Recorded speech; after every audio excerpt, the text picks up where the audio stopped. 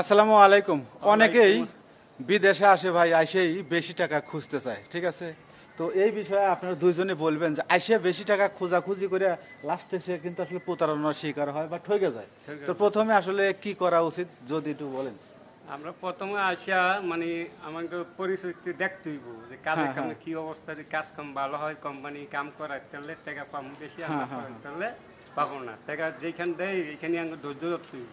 তা তো অবশ্যই, মানে প্রথমে এসে যে যে বেতনই পাক না কেন ধৈর্য সহকারে ধৈর্য করতে হবে ধরতে না? হইব, ধৈর্য ধরলে ধৈর্য ফল আছে। ধৈর্য সহকারে করলে পরে দেখা যাচ্ছে যে এক বছর ভালো একটা কম দামে চাকরি করলো, ভাষা বা অনেক কিছু শিখে যাওয়ার পরে শিখে গেল। পরের বছরে হয়তো বা অন্য একটা কাজে বা দেখে শুনে ভালো চেষ্টা একটা। কম যায় মানে হ্যাঁ।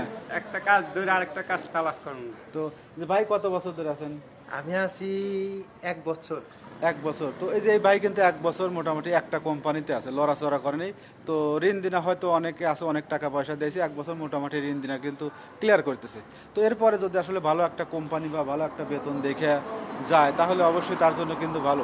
আর সেই তাড়াহুড়া করে বিভিন্ন জায়গায় দৌড়ধাপ পারে, লাস্টে দেখা ওরা যাচ্ছে লাভই হয়ে যায়। হ্যাঁ এই কুলো হারায় ওই কুলো হারায়।